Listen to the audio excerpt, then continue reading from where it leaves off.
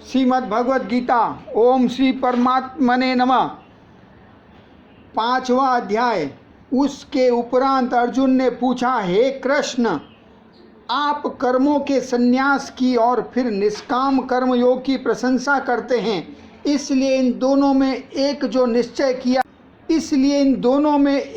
निश्चय किया हुआ कल्याणकारक होवे,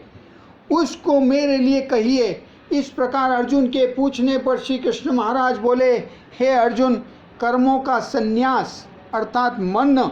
इंद्रियों और शरीर द्वारा होने वाले संपूर्ण कर्मों में कर्तापन का त्याग और निष्काम कर्म योग अर्थात समत्व बुद्धि से भगवदर्थ कर्मों का करना,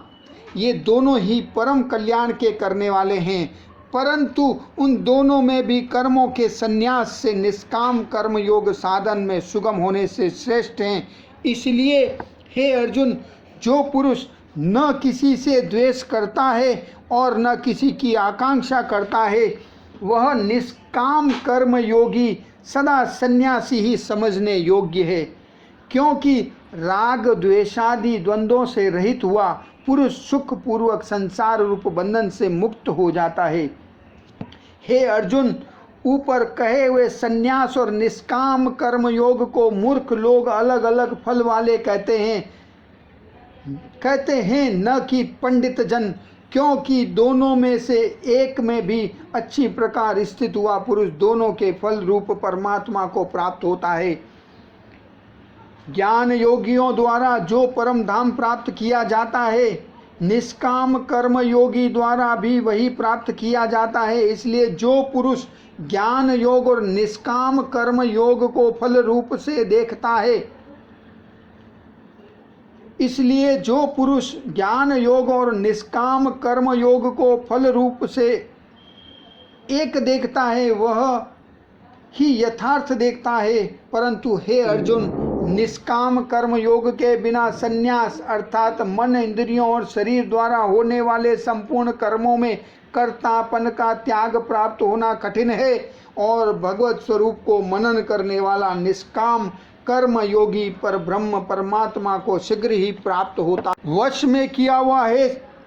शरीर जिसके ऐसा जितेंद्रिय और विशुद्ध अंतकरण वाला एवं संपूर्ण प्राणियों के आत्म रूप परमात्मा में एकाकी भाव हुआ निष्काम कर्म योगी कर्म करता हुआ भी लिपायमान नहीं होता।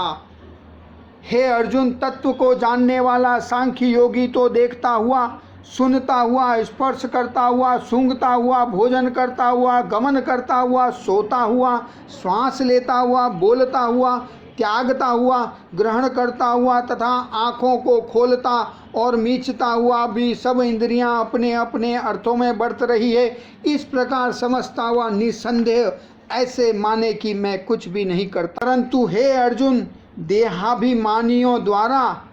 यह साधन होना कठिन है और निष्काम कर्म योग सुगम है, क्योंकि जो पुरुष सब कर्मों को परमात्मा में अर्पण करके और आसक्ति को त्याग कर कर्म करता है, वह पुरुष जल से कमल के पत्ते के सदृश पाप से लिपायमान नहीं होता। इसलिए निष्काम कर्म योगी ममत्व बुद्धि रहित केवल इंद्रिय, मन, बुद्धि और शरीर द्वारा भी आसक्ति को त्याग कर अंतःकरण की शुद्धि के लिए कर्म करते हैं।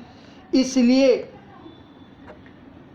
इसी से निष्काम कर्म योगी कर्मों के फल को परमेश्वर के अर्पण करके भगवत प्राप्ति रूप शांति को प्राप्त होता है, और सकामी पुरुष फल में आसक्त हुआ कामना के द्वारा बंधता है। इसलिए निष्काम कर्म योग उत्तम है। हे अर्जुन, वश में है अंतःकरण जिसके ऐसा सांख्य योग का आचरण करने वाला पुरुष तो निस्संदेह न करता हुआ और न करवाता हुआ 9 द्वारों वाला शरीर रूप घर में सब कर्मों को मन से त्याग कर अर्थात इंद्रियों के अर्थों में बरतती है, ऐसा मानता हुआ आनंद पूर्वक सच्चिदानंद घन परमात्मा के स्वरूप में स्थित रहता है। परमेश्वर भी भूत प्राणियों के न कर्तापन को और न कर्मों को तथा न कर्मों के फल के संयोग को वास्तव में रचता है, किंतु परमात्मा के सकाश से प्रकृति ही बरतती है, अर्थात गुण ही गुणों में बरतते हैं। सर्वव्यापी परमात्मा न किसी के पाप कर्म को और न किसी के शुभ कर्म को भी ग्रहण करता है, किंतु माया के द्वारा ज्ञान ढका हुआ है। इससे सब जीव मोहित हो रहे हैं, परंतु जिनका वह अंतःकरण का अज्ञान आत्मज्ञान द्वारा नाश हो गया है, उनका वह ज्ञान सूर्य के सुदृश उस सच्चिदानंद घन परमात्मा को प्रकाशता है, अर्थात परमात्मा के स्वरूप को साक्षात कराता है। हे अर्जुन, तद्रूप है